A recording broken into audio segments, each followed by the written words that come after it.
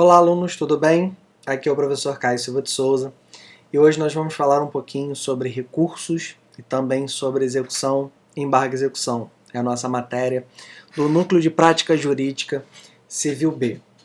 Eu quero começar com vocês pensando um pouquinho sobre a teoria geral dos recursos.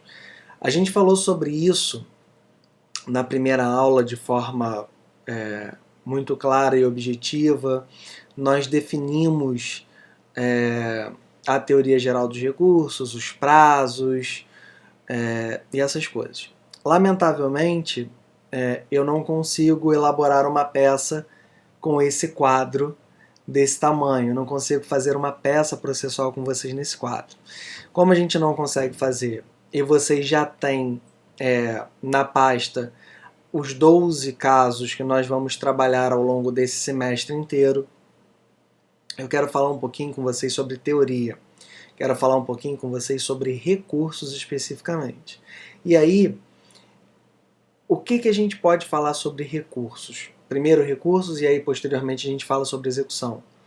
Recursos, na verdade, eles são um meio judicial ao qual aquela pessoa que se sente prejudicada ou não está satisfeita com uma decisão judicial, ela solicita reforma, anulação, invalidação, esclarecimento, ou seja, o que ela pretende com esse recurso nada mais é do que uma nova análise de todo aquele mérito que está se discutindo. Então, o Código de Processo Civil de 2015, ele traz diversas inovações com relação ao código anterior. Por exemplo, o agravo retido que existia no código anterior não existe mais. O prazo de agravo de instrumento, que era um prazo de 10 dias, agora são 15 dias. Então, diversas inovações importantíssimas e fundamentais para o nosso sistema recursal, eles foram, de alguma forma, trazidos.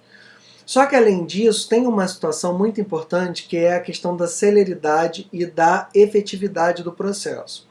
Quando a gente pensa nos princípios de TGP, e TGP também é usado aqui, pode parecer repetitivo, mas TGP, quando a gente fala em teoria geral do processo, é porque ela é geral mesmo. Ela é utilizada para todos os níveis de processo, seja no processo de conhecimento, recursos, execução, qualquer área do direito processual, civil, se utiliza aí muito da base que TGP nos dá. Por isso que TGP é tão importante.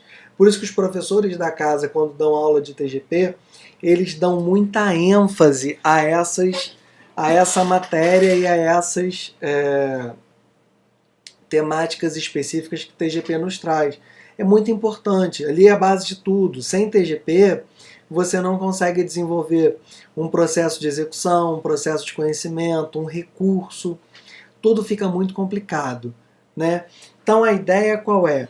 É que a gente consiga fazer com que você tenha esse conhecimento em recursos de uma forma que você também relembre da matéria de teoria geral do processo. E aí, o que eu quero trazer para vocês com relação aos recursos, né? Agravo de instrumento, agravo interno, apelação, recurso especial, extraordinário, ordinário, tudo isso. O que eu quero trazer para vocês? E aí vou trazer algumas palavras que eu inclusive coloquei no texto que está na pasta de vocês. Eu já coloquei esse texto lá para facilitar vocês. Primeiro, recurso, segundo o professor Humberto Teodoro Júnior, que é uma leitura clássica que eu adoto em todas as minhas disciplinas. Eu gosto muito do Humberto Teodoro, eu acho que é uma leitura, por mais clássica que seja, é uma leitura indispensável para o aluno do curso de Direito. E aí ele diz que caracteriza-se o recurso como meio idôneo a ensejar o reexame da decisão dentro do mesmo processo em que foi proferida antes da formação da coisa julgada. Ou seja, antes do trânsito em julgado de uma decisão, você pode, através de um recurso, obter o reexame daquela decisão. Fundamental, extremamente importante, essa noção do que é um recurso. Então, o recurso, ele nada mais é do que um meio pelo qual você vai buscar o reexame de uma matéria. E aí vamos falar sobre, por exemplo, a apelação. Vamos falar sobre a apelação especificamente. E aí, para não deixar também desamparado as pessoas que estão preparando os casos para apresentação no NPJ, né? O artigo 1009 do Código de Processo Civil, ele traz a informação de que as questões resolvidas na fase de conhecimento, se a decisão a seu respeito não comportar agravo de instrumento, não são cobertas pela preclusão e devem ser suscitadas em preliminar de apelação. O que é isso? Várias matérias são decididas no curso de um processo de conhecimento. E para isso, você muitas das vezes não tem um recurso que possa ser manejado com relação a essas decisões. O que você pode fazer? Contra a sentença, e a apelação é o recurso cabível contra a sentença, você pode, na preliminar da apelação, alegar essas matérias que foram anteriormente faladas, tratadas nesses tópicos. Por quê? Para que você possa ter uma decisão sobre esses temas específicos. Então isso é muito importante e isso é fundamental para a sistemática da apelação. É muito importante isso.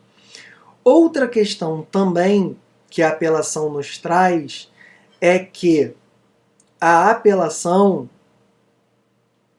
ela vai ser distribuída imediatamente a um relator. Então, esse relator ele vai julgar o recurso de forma monocrática e caso ele faça esse julgamento de forma monocrática, pode ser daí interposto o agravo interno. Então, olha só, quando a gente fala em petição inicial, a gente fala de distribuição ou ajuizamento, né? Quando a gente fala de recurso, a gente fala de interposição de agravo, de apelação, de recurso especial, recurso ordinário.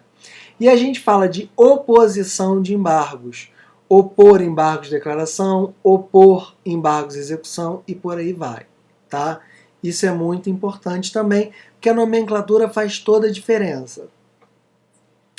Com relação ao agravo de instrumento, o agravo de instrumento ele é dirigido diretamente ao tribunal. E por ser dirigido diretamente ao tribunal, você tem algumas situações que são fundamentais. Exemplo, é necessário qualificar o advogado. Nos outros recursos não é. Mas no agravo de instrumento é. Por quê? Como você está formando um instrumento, e é importante ter essa noção de que no agravo você monta um instrumento do zero, você vai ter as suas cópias obrigatórias que você vai ter que juntar. Isso está no artigo 1017. No agravo de instrumento, você, além do nome das partes, além dos fatos, dos fundamentos e do pedido, você tem que qualificar também os advogados. Lógico que nas peças obrigatórias e na qualificação do advogado, se você ainda não souber os do réu, né, os do agravado, você, por óbvio, não vai juntar e vai fazer esse esclarecimento dentro do processo. E isso é muito importante, tá? Os prazos, como eu disse, os prazos agora são de 15 dias, com exceção do embargo de declaração. O agravo retido, como eu falei, não existe mais. E aí eu trago para vocês também, no material que eu deixei na pasta, um quadrinho, né, que eu obtive na internet com relação ao preparo, que é fundamental, e aí a gente falando da teoria geral dos recursos, né, com relação aos recursos adesivos, com relação à desistência, tudo isso é importante a gente saber com relação à teoria geral dos recursos. Inclusive, também deixei lá para vocês com relação ao efeito suspensivo dos recursos. Como ele é manejado, como ele é feito, o que acontece, né? Além de alguns dos recursos cabíveis no nosso cotidiano da sistemática de recursos. Meus amigos, eu queria fazer essa memória do que é a teoria geral dos recursos e o que esses dois principais recursos que a gente utiliza no dia a dia, apelação e agravo.